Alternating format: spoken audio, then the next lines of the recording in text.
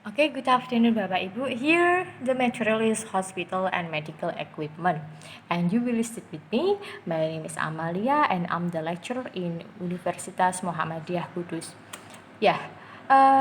Because you are a nurse, so of course your English subject is English for nursing. Jadi karena Bapak Ibu ini semuanya perawat, jadi bahasa Inggrisnya adalah bahasa Inggris untuk perawat.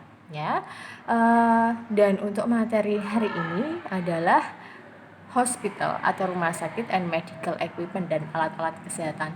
Tentunya Bapak Ibu pasti lebih paham karena setiap hari bersinggungan atau menggunakannya. Jadi lebih familiar dengan hal tersebut. Tetapi we will study that in English. Jadi kita akan belajar tapi menggunakan bahasa Inggris.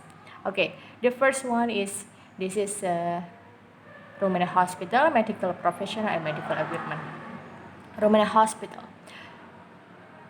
I try to write in Indonesia, then translate into English. Jadi saya mencoba untuk membuatnya versi bahasa Indonesia dulu, baru saya terjemahkan ke bahasa Inggris.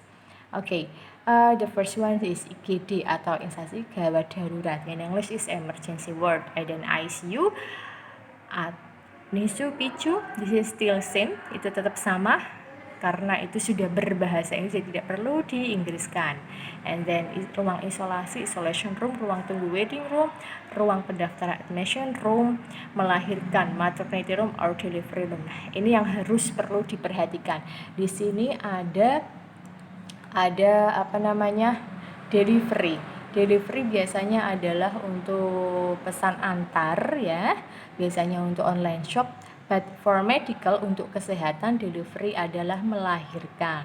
And then ruang operasi can be operating theater, on operating ward. Ruang jenazah itu morgue, bangsal ward. Ruangan boleh menggunakan room, ada yang menggunakan unit, ada yang department, tergantung rumah sakit masing-masing.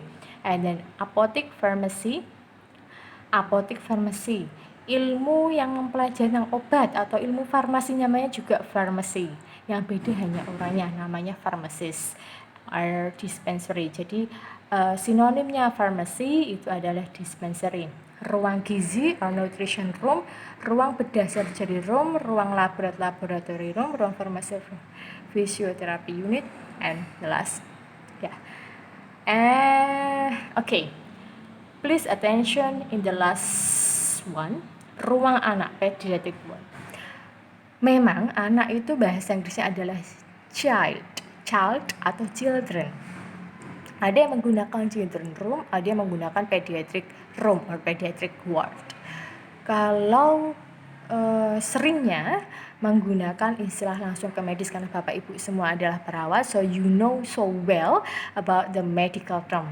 Jingna sudah tahu pasti tentang kata-kata yang sudah medis. Jadi misalnya pediatric itu pasti anak. Jadi gunakanlah kata-kata medis. Misalnya pediatric ward, kardiak, kemudian psikiatrik misalnya. Nah, itu sudah medis, jadi tidak perlu Anda mencoba untuk mengubahnya. Oke? Jadi tetaplah gunakan kata-kata medis. Misalnya maternity room, maternitas itu dari maternity kan? Jadi tetap aja menggunakan maternity room. Okay, then let's go to the second one. This is medical professional atau tenaga medis. It can be doctor, nurse, midwife, pharmacist. Sorry, this is pharmacist, not pharmacy. I will revise this. Pharmacist, dentist, dermatologist, and then oncologist, dermatologist, ahli kulit, oncologist, obstetrician atau obgyn, internist, nutritionist, analyst, anesthetist, and the last is therapist. I think you know well. Okay, jadi saya tidak perlu menjelaskan apakah itu semua, pasti jangan sudah paham semuanya. And this is, let's go to the last material. We go to the medical equipment. This is the example of medical equipment. Ini contoh medical equipment atau alat kesehatan yang biasanya jenengan pakai semua pasti. The first one, this is stethoscope, and then thermometer, clamp ya, ini clamp ya, this is clamp. And then nah, SPAD biasanya Mbak Jena menggunakan kata-kata itu SPAD atau fluid, suntikan itu SPAD, fluid injeksi itu sebenarnya kurang tepat, untuk bahasa Inggris kurang tepat. Yang tepat untuk suntikan adalah syringe. Coba jenengan cek, coba dilihat, dicek, ambil suntikan, dilihat di belakangnya tulisannya itu SPAD, fluid or injection or syringe. Tulisannya pasti syringe karena bahasa Inggrisnya suntikan adalah syringe. Okay? And then this is the PowerPoint for medical equipment. Here suntikan is syringe, sarung tangan. Yang sering salah di sini, sarung tangan. Biasanya pada bilang sarung tangan itu adalah handschoen. Hand itu memang tangan, but if you say handschoen, this is from Dutch. Itu dari Belanda. Handschoen itu dari Belanda. Yang benar sarung tangan bahasa Inggrisnya adalah gloves. Sensi gloves, silahkan dilihat. Gloves. Sarung tangan bukan gloves tapi gloves.